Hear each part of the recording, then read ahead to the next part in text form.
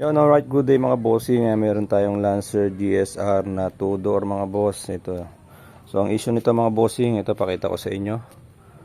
Ito yung idle up mga boss. Binaypas na nila yung servo mga bossing, yung IICB natin. Mapapansin nyo wala nang sakit yung IICB. So ito yung sakit ng IICB. Mga bossing. Tapos alam, may napansin tayo dito sa TPS nya. So baliktad yung kabit ng TPS mga bossing. Yan. So bago ko gawin mga bossing, pakita ko muna sa inyo kung ano yung under nya. Yan, pasok tayo sa loob. Yan. Ang main concern ni bossing dito yung aircon. Buwabagsak pagka nag-aircon siya mga bossing. Yan. Start tayo ng engine. Yan.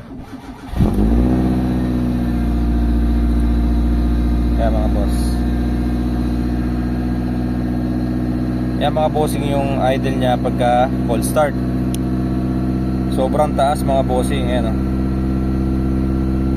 Napansin nyo. Yan yung idle nya mga boss.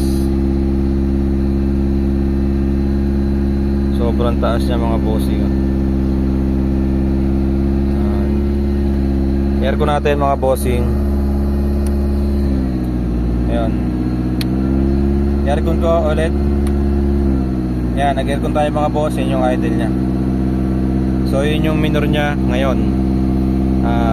Ngayon mga bossing, check natin kung ano yung problema, kung ano yung nagiging problema nya, bakit ganyan kataas yung minor. Pero possible mga bossing hindi gumagana kasi yung ano natin ICB, kasi tinanggal nila yung socket.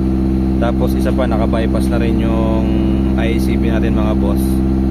Ayun. So sa ganitong problema mga bossing, ang lagi kong unang-unang chine-check yung ICB tsaka yung computer box, kasi yung dalawa na yan ang magkasama na nasisira mga bossing. So check na natin to mga boss. Yan. So, mga bossing, pinalitan natin ng throttle body assembly mga boss. Ayan.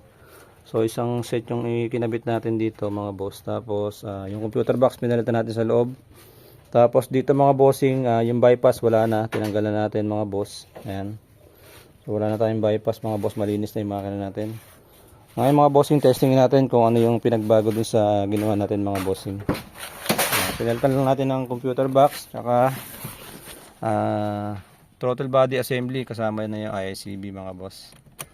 So try natin i-start mga bossing. Ayan, pinaandar ko na to kanina mga boss. So papakita ko sa inyo mga bossing kung ano yung nagbago. Ayan mga bossing, makikita nyo nag cold start tapos biglang bumabalik siya sa normal idle mga boss. So ayan o. So normal idle tayo mga bossing. Kanina kung napansin nyo, nasa 2000 RPM siya mga boss. Napakataas, hindi siya bumaba. So ngayon, 800 RPM, ikutin ko yung steering wheel mga bossing. Tingnan nyo yung idle kung gagalaw. Dapat dyan tataas mga boss pagka inikot ko. So ayan, tumataas mga bossing, di ba? Ikutin ko pabalik. Dapat tataas. Okay mga bossing. So gumagana yung IICB natin. Good yung computer box na inilagay natin mga boss. So okay yung computer box natin mga bossing. Yan, ikutin ko pa ng isa. Yan mga bossing oh, tumataas oh. Ganda ng response ng ICB natin mga boss. Tapos mga bossing, try nating aircon mga boss. Ayan, focus kayo sa ano, dito sa RPM natin mga bossing. So switch ko na yung ano, yung aircon, on ko na mga bossing. Tingnan niyo, dapat tataas yan, or dapat magda-drop man siya, dapat babalik ulit sa taas mga bossing. So on ko na mga boss, try natin. Ayan mga bossing, kung nakakita nyo, tumaas yung idle natin mga boss. So naging 900 RPM. Kanina 750 RPM, ngayon naging 900 RPM mga boss. Ayan. So sa tingin ko all goods na to mga bossing.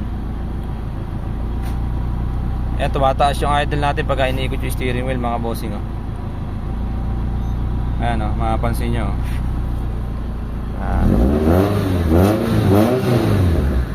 Tapos naging powerful yung makina natin mga boss. So ito lang yung ano sa makina tayo mga bossing. Meron lang ako nadidinig na maingay dito. Palagay ko ano to sa mga bearing. Pwedeng alternator bearing, pwedeng sa compressor bearing, pwede rin sa tensioner bearing mga bossing. Mga boss, pagka i-re-rep ko, pakinggan nyo, mayroong maingay dyan na tunog bakal.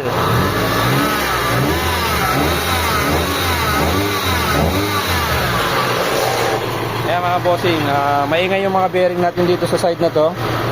So, i-update lang natin yung may-ari mga bossing para makapag-proceed tayo dyan kung gusto nyo paayos yan mga boss. So, ayan. Tapos pala mga bossing, itong high tension wire, need to replace to mga bossing kasi tumatakas yung kuryente dyan. So, chinek ko na to kanina mga boss, tumatakas yung kuryente dyan. I-update lang natin yung may-ari mga bossing para alam niya kung ano yung gagawin natin dito sa kotse para ready siya sa magiging gastos dito sa kanyang sasakyan mga bossing. So, nagiging ano lang tayo dito mga bossing, transparent tayo mga boss para alam ng customer kung ano yung nangyayari sa kotse niya. Yun, yung gastos para alam din niya mga bossing kasi hindi naman biro yung magiging gastos niya rito mga boss. So ikutin ko yung steering wheel mga boss. Yan. Yun tumataas yung mga boss. So okay na to mga bossing. Yung idle natin, wala na tayong bypass na nakalagay doon sa makina. So sa matulin sabi mga bossing, naayos na natin yung problema nung makina ni sir. So yung mga bearing na lang doon ang ayusin natin. Tapos i-request din natin na i-tune up na rin yung yung mga valve mga bossing. So mga boss, update ko kayo pagka na-release na to. I-release na to ng may-ari mga bossing. Alright. Amoy ng gasolina.